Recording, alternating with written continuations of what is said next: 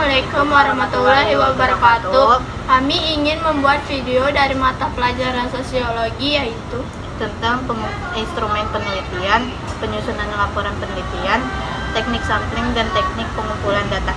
Perkenalkan, nama saya Amelia Ralandasari. Saya Febrianti. Kepada Ibu Admini sebagai guru pembimbing di mata pelajaran ini. Kamu tahu gak sih teknik sampel itu apa? Teknik sampel itu adalah proses pengambilan sampel dari populasi untuk mewakili karakteristik populasi secara keseluruhan. Sampel yang baik haruslah representatif, yaitu mencerminkan karakteristik populasi dalam hal ukuran, distribusi, dan variasi. Kalau boleh tahu, ada gak sih jenis-jenis dari teknik samplingnya? Ada jenis-jenis teknik sampling itu adalah ada dua. Yang pertama itu probabilitas. Di situ ada acak sederhana, stratifikasi, dan cluster. Ada yang satunya lagi non probabilitas. Di situ ada propulsif, actidal, snowball, dan kauta. Adakah pertimbangan dalam memilih teknik samplingnya? Ada. Yang pertama itu ukuran sampel, karakter sampel, metode pengambilan sampel. Adakah tujuan dari teknik sampling tersebut?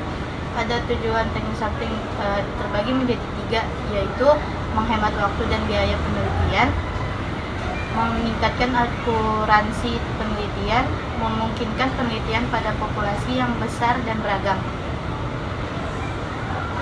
Adakah contoh dari teknik sampling? Ada 3 contoh. Yang pertama itu survei opini publik, yang kedua uji coba obat baru, yang ketiga studi tentang kebiasaan makan remaja. Yang terakhir, apa sih kesimpulan dari penjelasan materi yang kamu jelasin tadi? Teknik sampling merupakan alat penting dalam penelitian untuk mendapatkan data yang representatif dan akurat. Pemilihan teknik sampling yang tepat akan membantu penelitian dalam mencapai tujuan penelitiannya. Apa sih pengertian dari instrumen? Instrumen penelitian yaitu metode yang dipakai untuk mengukur dan mengumpulkan data pada karya ilmiah. Instrumen penelitian sangat penting karena dapat mempengaruhi validitas data yang digunakan dalam penelitian. Jika tidak sesuai atau salah, maka bisa berpengaruh pada hasil penelitian. Gitu. Ada gak sih jenis-jenis penelitiannya? Ada. Suatu alat yang digunakan oleh peneliti untuk mengambil atau mengumpulkan data dengan menyebarkan lembar kertas yang berisi pertanyaan-pertanyaan yang harus dijawab oleh responden atau sampel dengan mengisi kertas sendiri. Teknik wawancaranya apa aja sih? Yang pertama itu ada kuesioner angket tertutup, yang kedua ada kuesioner atau angket terbuka, yang ketiga ada kuesioner atau angket kombinasi, yang keempat ada kuesioner atau angket semi terbuka. Terus kalau jenis-jenis teknik wawancaranya apa aja sih?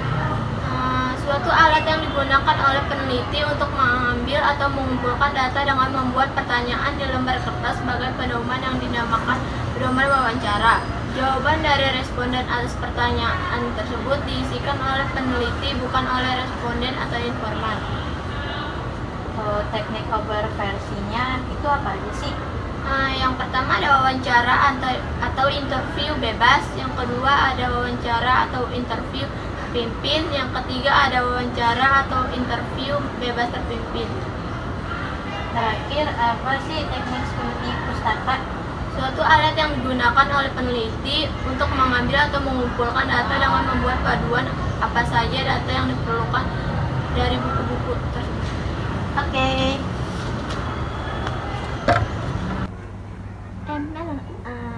Apa sih pengertian dari teknik pengumpulan data?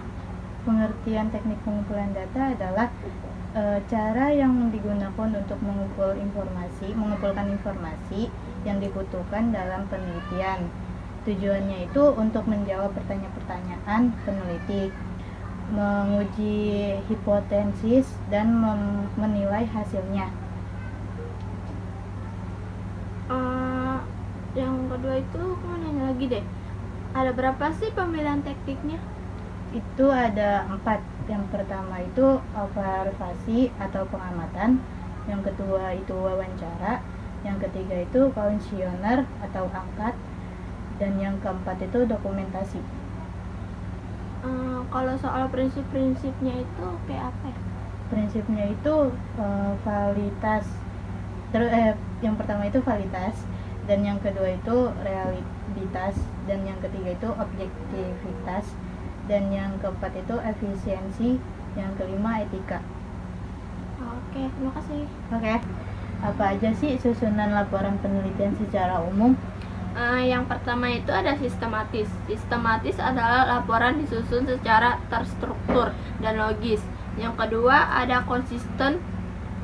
Konsisten adalah penggunaan format, font, dan gaya bahasa yang konsisten. Yang ketiga ada rapi. Rapi adalah laporan bersih dan bebas dari kesalahan ketik. Apa aja sih strukturnya? Yang pertama ada halaman judul, abstrak, daftar isi, kata pengantar, pendahuluan, metode penelitian, hasil dan pembahasan, kesimpulan, dan saran, daftar pustaka. Bahasanya terdiri dari apa aja sih, dan etikanya? Yang pertama itu ada jelas dan baku, objektif, ilmiah itu untuk bahasa. Kalau untuk etika itu dari plagiosi, kejujuran, dan hak cipta. Oke, terima kasih. Sumber materi yang kita dapat dari PPT dan Google. Sekian, terima kasih. Wassalamualaikum warahmatullahi wabarakatuh.